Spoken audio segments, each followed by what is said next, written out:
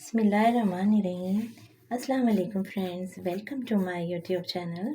پیش خدمت ہے اردو ناول جنت کے پتے، ایپیسوڈ نمبر 47۔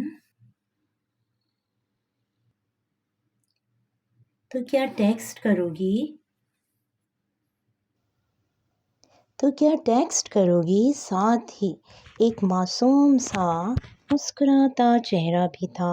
اس نے جواب نہیں دیا۔ اگر وہ سامنے ہوتا تو وہ اس کی گردن دبوچ لیتی۔ آیا صوفیہ اور ٹاپ کیپی پیلس ساتھ ساتھ ہی واقع تھے اور ان کے سامنے سڑک کی دوسری جانب استنبول کی مشہور زمانہ نیلی مسجد تھی۔ پچھلی دفعہ اگر ٹی جے اور پھر جہان کی طبیعت خراب نہ ہو جاتی تو وہ لوگ نیلی مسجد ضرور جاتے، مگر اب سب بدل چکا تھا۔ نیلی مسجد سلطان احمد مسجد کا رنگ نیلا نہیں تھا، مگر اس کے اندرونی ٹائلز نیلی تھیں۔ باہر سے اس کے گنبد یوں تھے گویا چھوٹے چھوٹے پیالے الٹے رکھے ہوئے ہوں۔ مسجد کے احاطے کے آگے گیٹ تھا اور اس کے باہر قطار میں بینچ لگے ہوئے تھے، یوں کہ ہر دو بینچز کے درمیان ایک میز بھی تھی۔ بینچ پر وہ اور ابا میز کے ایک طرف جبکہ ولید اور لغاری صاحب دوسری طرف بیٹھ گئے تھے۔ موبائل حیا نے گود میں رکھا ہوا تھا، گو کہ اب وہ جہان کی طرف سے مایوس ہو چکی تھی۔ وہاں ہر طرف کبوتر پھڑپھڑاتے ہوئے اڑ رہے تھے۔ ہوا سے اس کا دوپٹہ بھی پھسلنے لگا۔ وہ بار بار اسے 2 انگلیوں سے پیشانی پہ آگے کو کھینچتی۔ آج اسے اپنے سر سے دوپٹہ نہیں گرنے دینا تھا۔ آج نہیں، رات کے سیمینار کے بعد یوں کرتے ہیں کہ عمیر خان سے مل لیں گے۔ ابا اور لغاری انکل آپس میں محو گفتگو تھے۔ ولید اسے نظروں کے حصار میں لیے اس کے مقابل بیٹھا ہوا تھا۔ وہ گردن موڑ کر لا تعلق سی اڑتے کبوتر دیکھ رہی تھی۔ اچانک اس نے ابا اور لغاری انکل کو اڑتے دیکھا۔ چونک کر اس نے گردن موڑی۔ تم لوگ بیٹھو، ہم ابھی آتے ہیں۔ اسے بیٹھنے کا اشارہ کر کے وہ دونوں آگے بڑھ گئے۔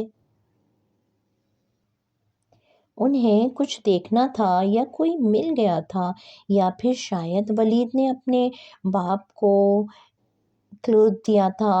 وہ نہ چاہتے ہوئے بھی بیٹھی رہی۔ دل کی عجیب کیفیت ہو رہی تھی۔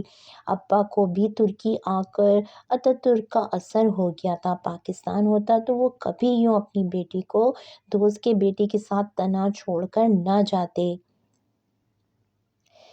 تو میں آپ کو واقعی یاد نہیں؟ وہ عجیب سے انداز میں مسکراتے ہوئے اسے دیکھ رہا تھا۔ حیا نے گردن پھیر کر سنجیدگی سے اسے دیکھا۔ میرے ابا کے دوستوں کے پاس بہت سے کتے ہیں، مجھے کبھی کسی ایک کتے کا بھی نام یاد نہیں رہا۔ وہ جواباً اسی طرح سے مسکراتا گیا۔ بہت نیک ہو گئی ہیں آپ، مگر اس سرخ رنگ میں آپ بہت اچھی لگتی ہیں۔ وہ لب پیچھے رخ موڑے بیٹھی رہی۔ کچھ کھائیں گی آپ؟ کیا پسند ہے آپ کو کھانے میں؟ آپ کو کیا پسند ہے کھانے میں فرینک پین؟ اب کہ وہ بھی غصے میں مسکرا کر بولی تھی، وہ پھر بھی ڈھٹائی سے مسکراتا ہی رہا۔ گاڑی نہیں ہے آپ کے پاس؟ ادھر آپ کے ساتھ ڈرائیو پہ جانا مجھے اچھا لگتا۔ وہ اسے یاد دلا رہا تھا ایک سنگین غلطی جس کا پردہ کبھی بھی کھول سکتا تھا۔ لمحے بھر کو وہ اندر تک کانپ اٹھی تھی۔ اپنی حد میں رہے ولید صاحب، جو رات کے اندھیرے میں آپ کو فرائی پین کی ایک ضرب سے زمین بوس کر سکتا ہے، وہ دن کی روشنی میں تو اس سے بھی بدتر کر سکتا ہے۔ کسی احساس کے تحت اس نے چہرہ موڑا تھا۔ دور سے جہان نے مسکرا کر ہاتھ ہلایا۔ وہ انہی کی طرف آ رہا تھا۔ نیلی جینس پہ سفید ٹی شرٹ میں ملبوس اس کے چہرے سے لگ رہا تھا وہ ابھی ابھی سو کر اٹھا ہے۔ حیا کی اٹکی سانس بحال ہوئی۔ اسے زندگی میں کبھی جان سکندر کو دیکھ کر اتنی خوشی نہیں ہوئی تھی جتنی اس وقت ہو رہی تھی۔ وہ بے اختیار اٹھی، گود میں رکھا موبائل زمین پہ جا گرا۔ وہ چونکی اور جلدی سے جھک کر فون اٹھایا۔ اس کے اسکرین پہ بڑی سی خراش پڑ گئی تھی۔ کیا ہوا؟ اس کی نگاہوں کے تعاقب میں دیکھتے ہوئے ولید بھی ساتھ ہی اٹھا تھا۔ جی میڈم، آپ اپنی بات پہ قائم رہیں، وہ مسکرا کر کہتا اس کے قریب آیا۔ پھر نگاہ ولید پہ پڑی تو اس نے سوالیہ نظروں سے حیا کو دیکھا۔ جہان، یہ ابا کے دوست کے بیٹے ہیں، ابا ان کے والد کے ساتھ ابھی وہ آ گئے۔ ابا اور لغاری انکل سامنے سے چلتے آ رہے تھے۔ جہان کو دیکھ کر ابا کے چہرے پر خوشگوار حیرت ابھری۔ سوری ماموں، میں ایئرپورٹ نہیں آ سکا، ممی نے بتایا تھا کہ آپ نے خود ہی منع کر دیا تھا، ابا سے مل کر وہ مدھم سی مسکراہٹ کے ساتھ بتا رہا تھا۔ لغاری انکل اور ولید سے بھی وہ اسی طرح خوش دلی سے ملا تھا، البتہ وہ دونوں عجیب سی نظروں سے سلیمان صاحب کو دیکھ رہے تھے۔ اٹس اوکے، آفیشلی پیک اپ کر لیا گیا تھا ہمیں، اسی لیے میں نے سبین کو منع کر دیا تھا۔ جہان نے مسکرا کر سر کو جنبش دی، پھر نگاہ لغاری انکل کے سوالیہ تاثرات پہ پڑی تو جیسے جلدی سے وضاحت کر دی۔ میں جہان سکندر ہوں، سلیمان ماموں کا بھانجا اور داماد، حیا کا ہسبینڈ۔ مرمرا کے سمندر ایک دم آسمان تک اٹھا اور کسی تھال کی طرح اس پر ڈھیل دیا گیا تھا۔ وہ اس بوچھار میں بالکل سن سی ہوئی جہان کو دیکھ رہی تھی۔ جس رشتے کے متعلق نہ پوچھنے کی اس نے قسم کھا رکھی تھی، اس رشتے کا اقرار یوں اس منظرنامے میں ہوگا اس نے کبھی تصور بھی نہیں کیا تھا۔ داماد، اوہ آئی سی، لغاری انکل نے بمشکل مسکرا کر سر ہلایا، پھر ایک نظر ابا پہ ڈالی جو لمحے بھر کو خاموش رہ گئے تھے مگر جلدی ہی سنبھل گئے تھے۔ مجھے خوشی ہے جہان کہ تم آئے، حالانکہ وہ اس کے آنے کے بجائے کسی اور بات پہ خوش تھے۔ سوری ماموں، مجھے پہلے آنا چاہیے تھا، اور اگر اب بھی نہ آتا تو حیا نے مجھ سے ساری زندگی بات نہ کرنے کا ارادہ کر لیا تھا۔ اس نے مسکرا کر کہتے حیا کو دیکھا۔ وہ جواباً دھیرے سے مسکرائی، جیسے وہ دونوں ہمیشہ سے ہی ایسے ہی آئیڈیل کپل کی طرح بات کرتے رہے ہوں، جیسے ان کے درمیان کبھی کوئی تلخ کلامی ہوئی ہی نہ ہو۔ ولید لغاری کے چہرے کی مسکراہٹ پھر یوں غائب ہوئی کہ وہ دوبارہ مسکرا نہ سکا۔ بعد میں سارا وقت وہ محتاط انداز میں اپنے باپ کے ساتھ بیٹھا رہا۔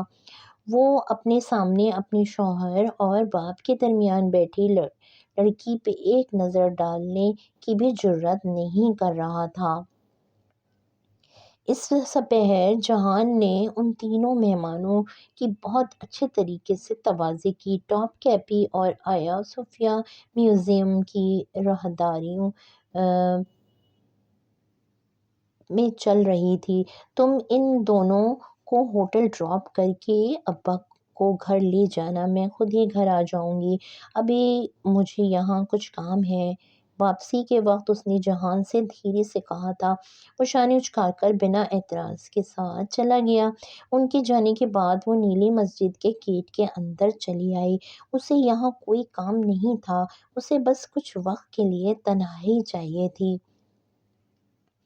مسجد کے احاطے میں سبزہ زار پہ پانی کا فوارہ ابل رہا تھا، اونچے گنبدوں پہ چھاؤں سی چھائی ہوئی تھی۔ وہ سر جھکائے روش پہ چلتی ہوئی اندر جا رہی تھی، اندھیروں پہ اندھیرے، اس کے اوپر لہر، اس کے اوپر بادل، اس کے قدموں میں تھکاوٹ تھی، اس شخص کی سی تھکاوٹ جس کا سراب اسے اندھیروں میں دھکیل دیتا ہے۔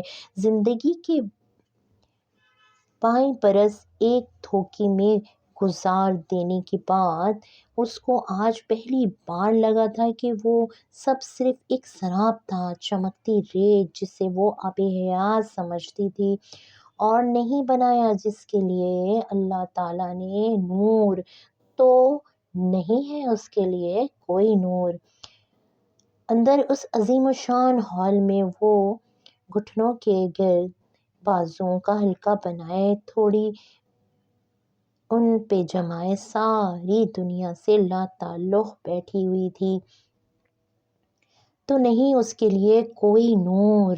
اس نے ہمیشہ اپنی مرضی کی تھی، اس نے ہمیشہ اپنی مرضی کر کے غلط کیا تھا، اس نے بہت دفعہ اللہ تعالیٰ کو نہ کی تھی۔ اسے کبھی اس بات سے فرق نہیں پڑا تھا کہ اللہ تعالیٰ اسے کیسا دیکھنا چاہتا ہے، وہ ہمیشہ وہی بنی رہی جسے وہ خود کو دیکھنا چاہتی تھی۔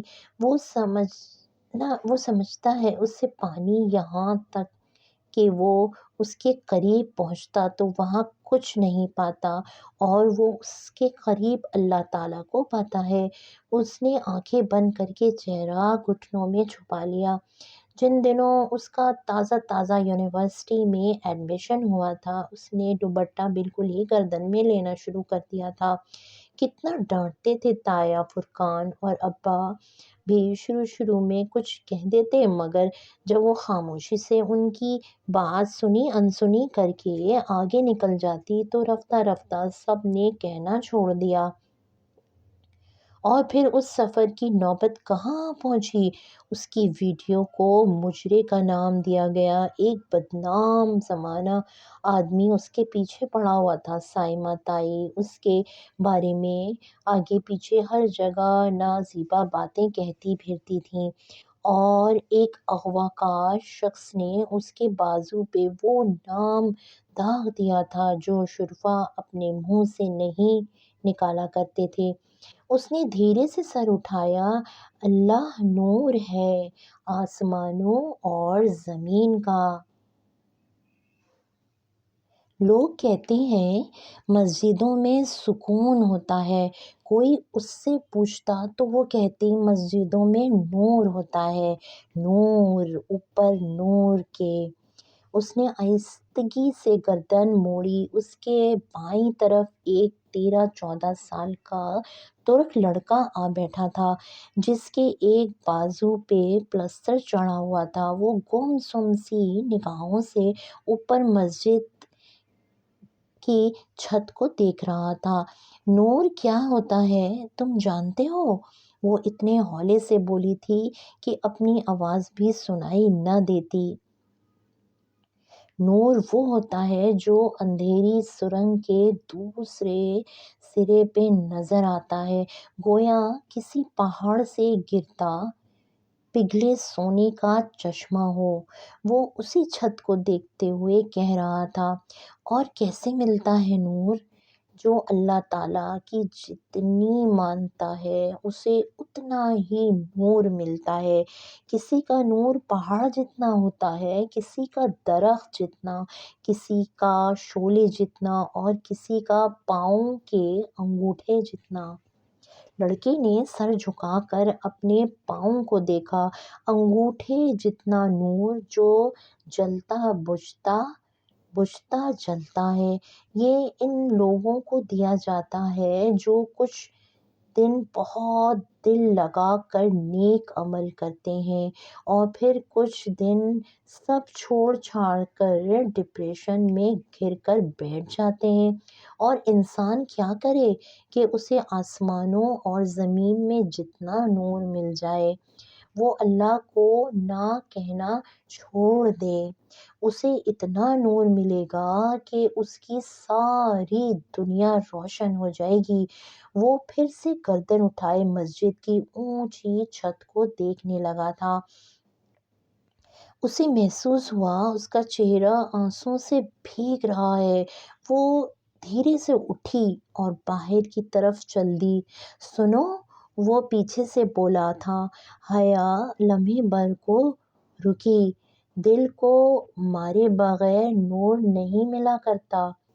وہ پلٹے بغیر آگے بڑھ گئی۔ دل تو مارنا پڑتا ہے، مگر ضروری تو نہیں ہے کہ ٹھوکر بھی کھائی جائے۔ انسان ٹھوکر کھائے بغیر، زخم لیے بغیر، خود کو جلائے بغیر بات کیوں نہیں مانتا؟ پہلی دفعہ میں ہاں کیوں نہیں کرتا، کیوں نہیں کہتا؟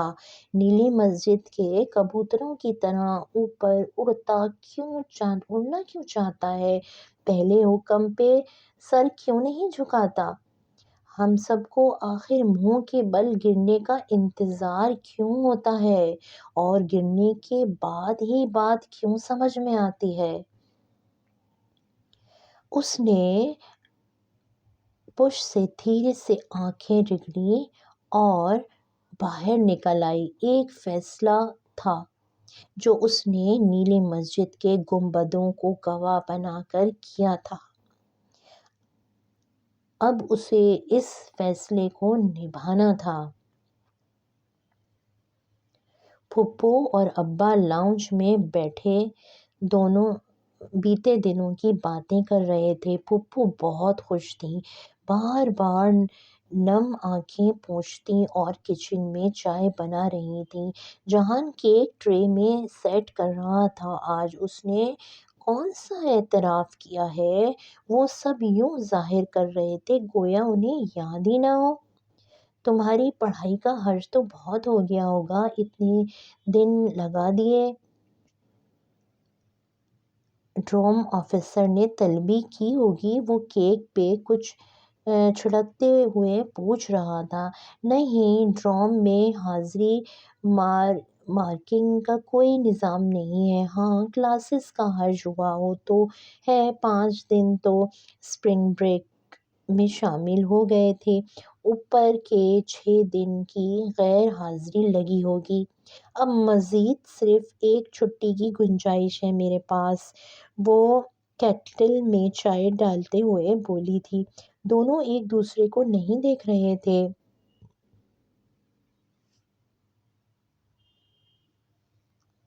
ایگزامز کب ہیں؟ مئی کے آخر سے جون کے پہلے ہفتے تک۔ اور پاکستان تم نے 5 جولائی کو جانا ہے نا؟ یہ آخری مہینہ تو شاید صرف ترکی گھومنے کے لیے ہے۔ ہاں، مگر ایکسچینج اسٹوڈنٹس کی کوشش ہوتی ہے کہ قریبی ممالک بھی دیکھ لیں۔ کوئی قطر جا رہا ہے تو کوئی پیرس۔ وہ ٹرے اٹھا کر جانے کے لیے مڑی۔ ہم لندن چلیں؟ حیا نے پلٹ کر حیرت سے اسے دیکھا۔ وہ اوون سے اسٹیکس کی پلیٹ نکالتے ہوئے دھیرے سے مسکرایا تھا۔ ہم لندن جا رہے ہیں کچھ عرصے تک ابا کے علاج کے لیے، تم بھی چلو؟ آئیڈیا تو اچھا ہے، سوچوں گی۔ وہ جواباً مسکرائی اور ٹرے لیے باہر آ گئی۔ میری بہت خواہش تھی بھائی کہ یہ سب پاکستان میں سب رشتہ داروں کے ساتھ ہوں، لیکن شاید ایسا جلد ممکن نہ ہو، اور پھر ہم دونوں ہیں تو یہاں، اس لیے میں نے سوچا کہ غیر رسمی انداز میں رسم کر لیں۔ پھپھو شاید ابا سے بات کر چکی تھیں، تبھی وہ مسکرا رہی تھیں۔ وہ جو کارپیٹ پہ پنجوں کے بل بیٹھی ٹرے سے پیالیاں نکال کر میز پہ رکھ رہی تھی، ناسمجھی سے انہیں دیکھنے لگی۔ پھپھو مسکراتے ہوئے اٹھیں اور چند لمحے بعد چھوٹی سلور ٹرے لیے آئیں جس میں سرخ فیتا رکھا نظر آ رہا تھا۔ حیا نے ناسمجھی سے ٹرے کو دیکھا، پھر کچن سے ٹرالی دھکیل کر لاتے جہان کو وہ بھی پھوپھو کے ہاتھ میں ٹرے دیکھ کر رکا، پھر سوالیہ نظروں سے ان کا چہرہ دیکھا۔ جہان سکندر، آپ کو کوئی اعتراض تو نہیں؟ پھوپھو نے بظاہر مسکراتے آنکھوں میں اس سے پوچھا۔ وہ شاید راضی نہیں تھا مگر نہیں کہہ کر ٹرالی آگے لے آیا۔ حیا ٹرے میز پہ ہی چھوڑ کر اٹھ کھڑی ہوئی۔ اسے اب نظر آیا تھا سرخ فیتے کے دونوں سروں پہ ایک ایک انگوٹھی بندھی ہوئی تھی۔ شادی کا وقت تو ظاہر ہے ہم بعد میں ڈیسائیڈ کریں گے، مگر ہر ماں کی طرح میری بھی خواہش ہے کہ میں اپنی بہو کی نسبت کی انگوٹھی پہنا دوں۔ فاطمہ بھی ہوتی تو کتنا اچھا ہوتا۔ وہ دونوں انگوٹھیوں کو پکڑے ان دونوں کے پاس آئیں۔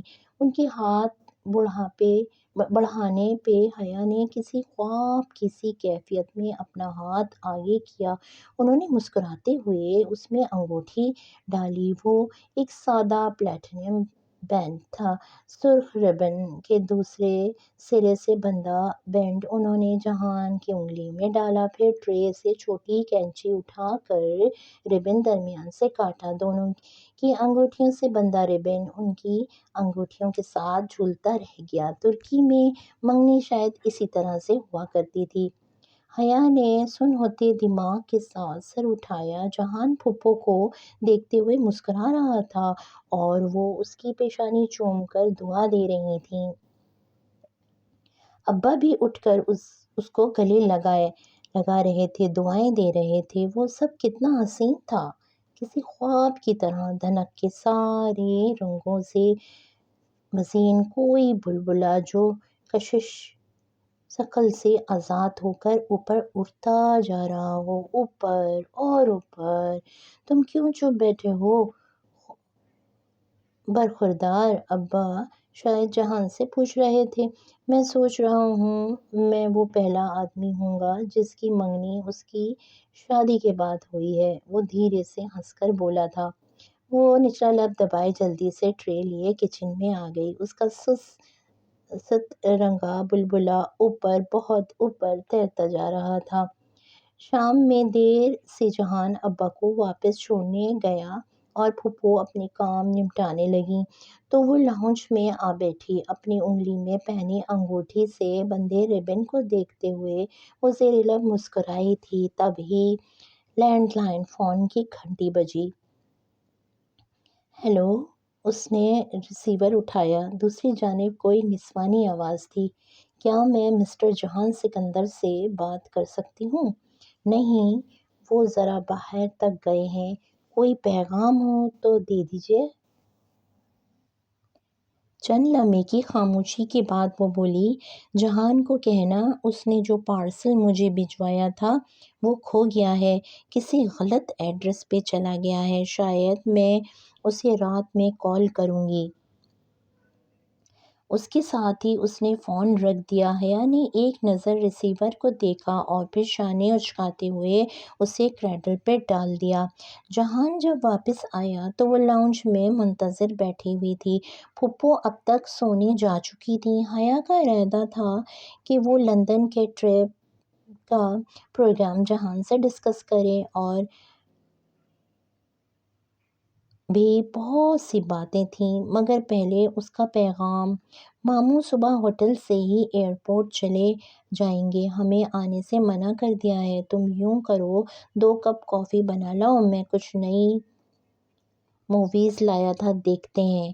وہ بہت اچھے موڈ میں کہتے ہوئے ٹی وی کے نیچے بنے ریک کی طرف آیا تھا۔ اوکے، لاتی ہوں۔ اور ہاں، تمہارے لیے فون آیا تھا، وہ اٹھتے ہوئے بولی۔ کوئی لڑکی تھی، نام تو نہیں بتایا، مگر کہہ رہی تھی کہ تمہارا پارسل اسے نہیں ملا، کسی غلط ایڈریس پہ چلا گیا ہے، شاید وہ رات میں کال کرے۔ وہ تیزی سے مڑتے ہوئے اٹھا تھا۔ میرا پارسل اسے نہیں ملا؟ اور کیا کہا؟ وہ بے یقینی سے اسے دیکھ رہا تھا۔ کچھ نہیں، کافی لاؤں؟ نہیں، رہنے دو، وہ قدرے مضطرب انداز میں کہتے ہوئے صوفے کی طرف آیا اور فون اٹھا کر CLI چیک کرنے لگا۔ اس کی انگلی میں انگوٹھی اب بھی تھی مگر ربن نہیں تھا۔ تم تمہیں صبح کیبس بھی جانا ہوگا نا، تم یوں کرو سو جاؤ، میں بس تھوڑا کام کروں گا، وہ الجھے متفکر انداز میں CLI چیک کرتے ہوئے بولا تھا۔